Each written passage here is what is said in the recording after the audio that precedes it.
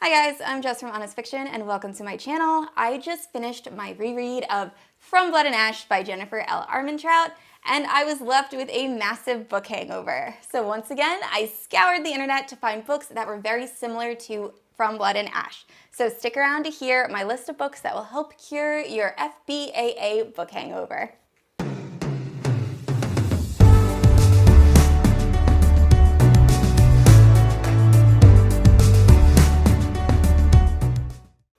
Alright guys, before we get into this video, I'm just going to tell you how it's formatted. So I'm going to go through a list of books that I think are similar to From Blood and Ash, followed by a synopsis of each book, and then also why I think they're similar and also a little bit different from the original series. Also, if you don't know, I post new videos every Tuesday and Sunday, and if you haven't yet, please like and subscribe to my channel. And if you like this bookish content, you can hit that notification bell to be notified whenever I post new bookish videos. With that being said, let's get into the first book. Alright, so if you're a fan of From Blood and Ash, then I would definitely check out Jennifer L. Armentrout's other works. I'm currently trying to read my way through all of the books she has published. However, I've only read 2 series in completion, and I'm just going to talk about one of them, and that is White Hot Kiss, and this follows Layla, and she is a half warden or gargoyle and half demon. And she's pretty much a typical 16-year-old, except that her kiss will kill anyone with a soul. So if she kisses anyone, it sucks out their soul and they die. So that's kind of problematic. And she's been raised with Zane, who is kind of like her brother. They've been raised as siblings, but she's always had a little crush on him. And he's a warden, but they really can't do anything because she doesn't want to kill him. So it's kind of been an issue.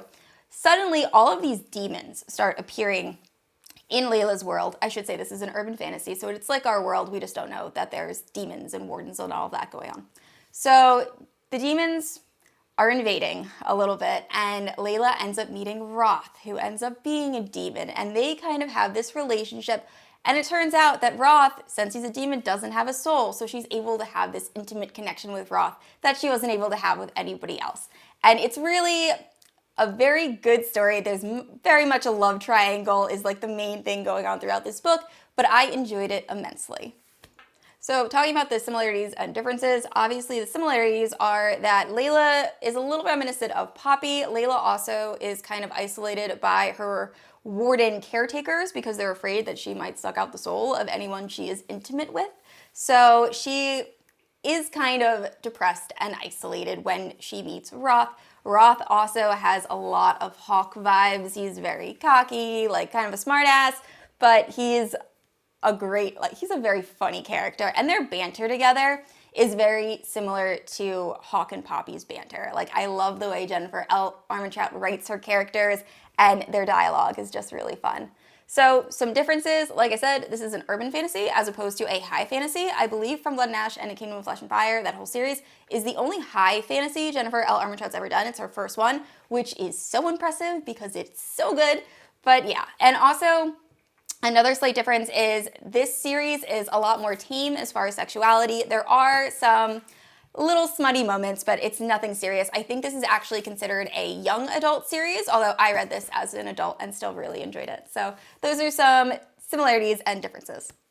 All right, guys, the next book I'm just going to touch on very briefly because I feel like a lot of you are already familiar with it, and that is A Court of Thorns and Roses by Sarah J. Maas. I think that if you like Jennifer L. Armentrout's writing style, you will probably also very much like Sarah J. Maas. They're very similar, and particularly the ACOTAR series, A Court of Thorns and Roses, follows Farah, who is this impoverished human girl who resides in a land that is human territories and fae territories.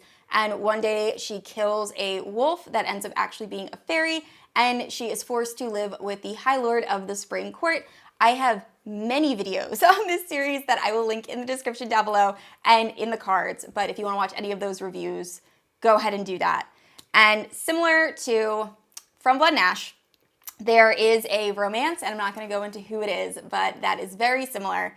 It is a slow burn romance, and the main character reminds me very much of Hawk. They both have this very feisty personality. It's kind of like a hate to love romance, which happens in the second book in ACOTAR, also very similar to Hawk and Poppy falling in love.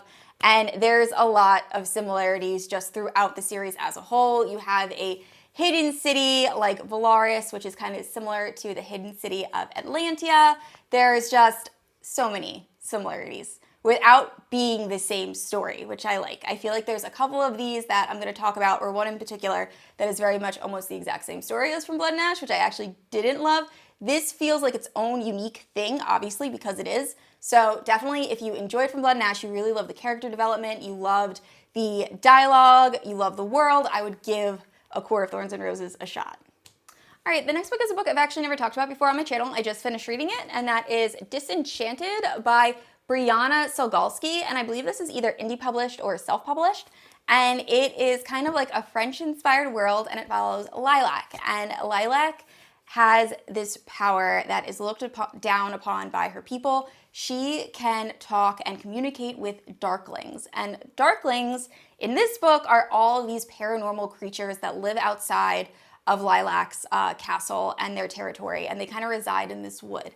And Lilac realizes that she's told one day that a curse that was placed on her that gave her the ability to talk to these darklings can be lifted, so she has to go to a witch to break this curse.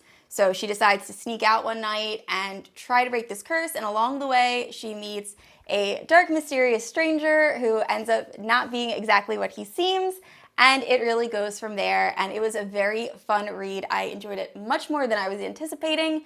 It was great. I will say there are a lot of similarities. You have a girl that is kind of kept away from and isolated from her people by her parents. So Lilac, like Poppy, is kind of kept segregated, and she has this mysterious power.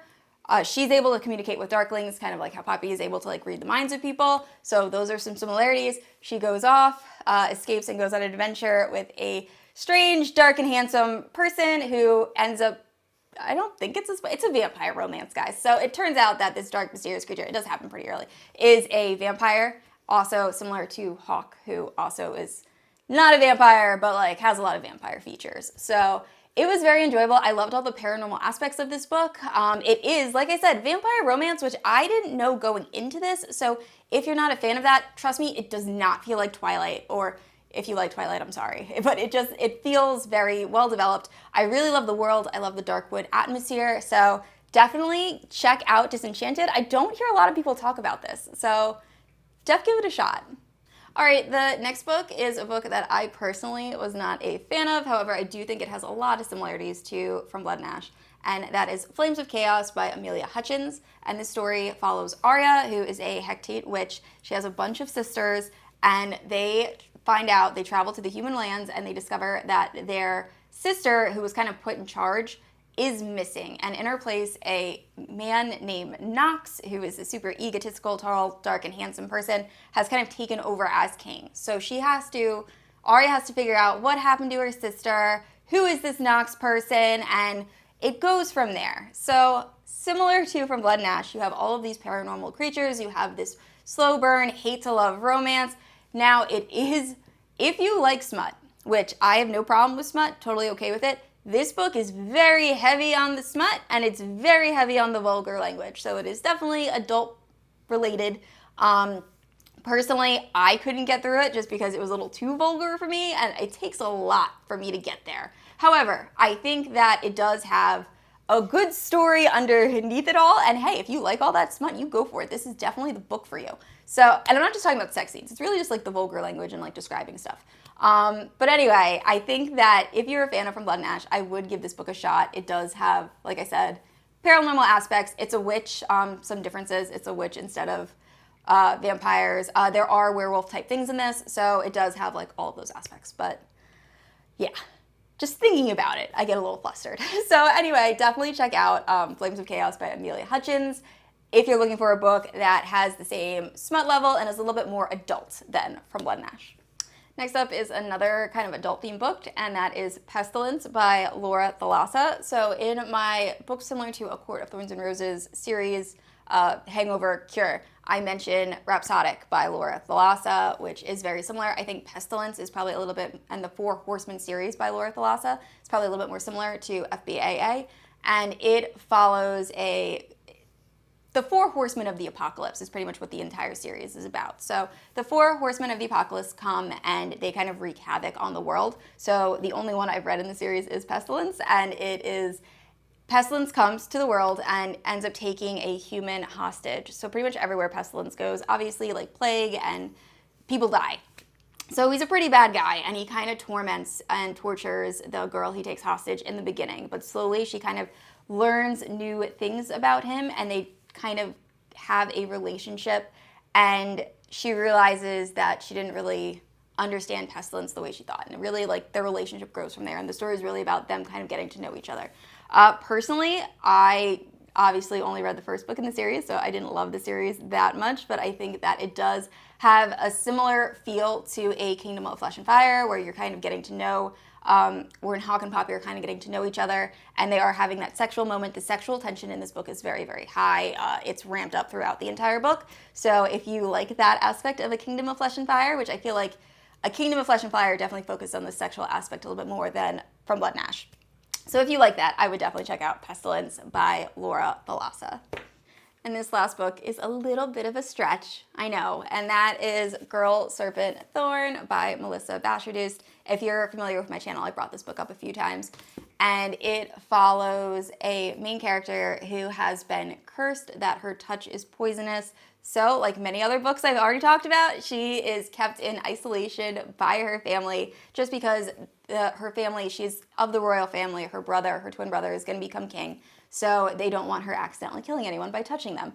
So she is very, very lonely, and one day she sees a guard, and she thinks that he might be able to help her break her curse. She also finds out that a div or demon has been captured, and wonders if they might know how to break her curse. So this is a Persian-inspired story. It is much more fantasy heavy than the other books I feel like I've listed. This is much more, comes off as like a fairy tale, and this is also very young adult. We don't have any smut or anything like that really in this book, and it's just a really good time. And similarities, like I said, she's kept in isolation, very much like Poppy.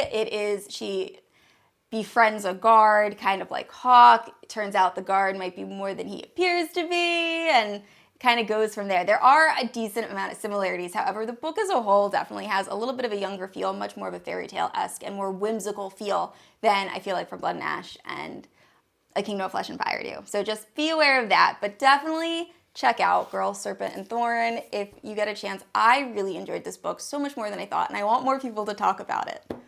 Alright guys, those are all the books that I found that were similar to From Blood and Ash. I hope they help cure your From Blood and Ash book hangover if you have one. If there are any books that are similar that I left off this list, please let me know down in the comments below. I'm always looking for more books that have a similar feel to From Blood and Ash. If you don't know, I post new videos every Tuesday and Sunday, and if you haven't yet, please like and subscribe to my channel. I will see you guys all next week. Bye!